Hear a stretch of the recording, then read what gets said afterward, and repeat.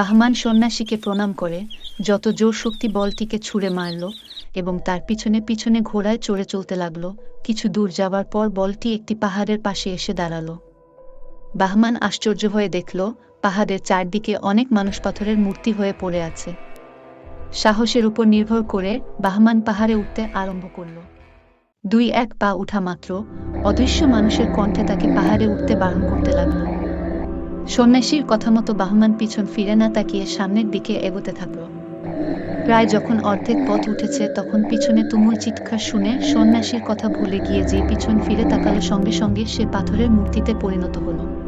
এভাবে অনেক দিন হয়ে গেল। বাহমান বাড়ি না ফেরায় পারভেজ ও পরিজাদি চিন্তায় চিন্তিত হয়ে পড়ল। কয়েকদিন পর এভাবে হাতে হাত রেখে বসে থাকলে হবে না। আমার মনে হয় নিশ্চয় দাদার কিছু হয়েছে। এবার আমাকেই কিছু করতে হবে। এই বলে পারভেজ বড় ভাইয়ের ও 3টি আশ্চর্য জিনিসের সন্ধানে রওনা হলো। এভাবে অনেক দিন কেটে গেল কিন্তু কেউ বাড়ি ফিরল না। অবশেষে পরিজাদি নিজেই বড় ভাইদের সন্ধানে বেরিয়ে পড়ল। কয়েকদিন পর সেই সন্ন্যাসীর দেখা পেল এবং জিজ্ঞেস করল, বাবা আপনি কি বলতে পারবেন বাহমান ও পারভেজ নামে 2 জন লোক আপনার কাছে এসেছিল কিনা? কেন মা, ওরা কি এখনো বাড়ি ফিরেনি? না বাবা, ওরা এখনো বাড়ি ফিরেনি, তাই আমি তাদের সন্ধানে এসেছি। দয়া করে আপনি বলুন ওরা কোথায়?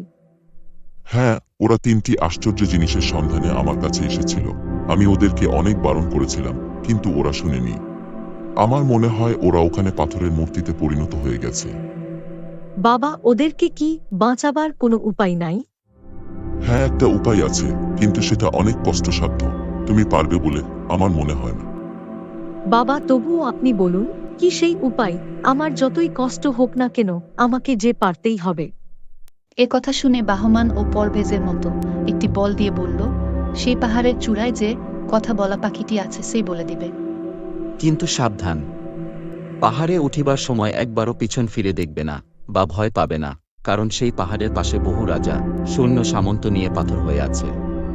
তাদেরই প্রেতাত্মা ভীষণ কোলাহল করে তোমাকে উপরে উঠতে বারণ করবে। তাদের কথাই ভয় পেয়ে পিছন ফিরে দেখলেই তুমিও সঙ্গে সঙ্গে পাথরের মূর্তিতে পরিণত হইবে।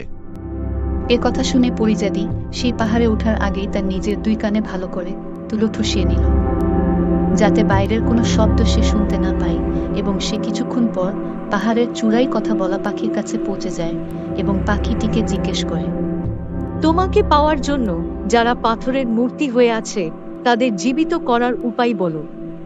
এই পাহাড়ের পশ্চিম দিকে একটি সোনালী ঝর্ণা আছে।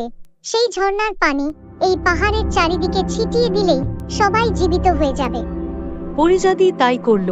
সঙ্গে সঙ্গে সবাই প্রাণ ফিরে পেল। পরিজাদি তার 2 ভাই বাহমান ও পারভেজকে দেখে আনন্দে আত্মহারা হয়ে উঠল এবং সকলে ধন্যবাদ দিতে লাগল। হ্যালো বন্ধুরা, এই গল্পের বাকি অংশ পরের ভিডিওতে দেখার জন্য চ্যানেলটি সাবস্ক্রাইব করে পাশে থাকা বেল আইকনটি বাজিয়ে রাখুন।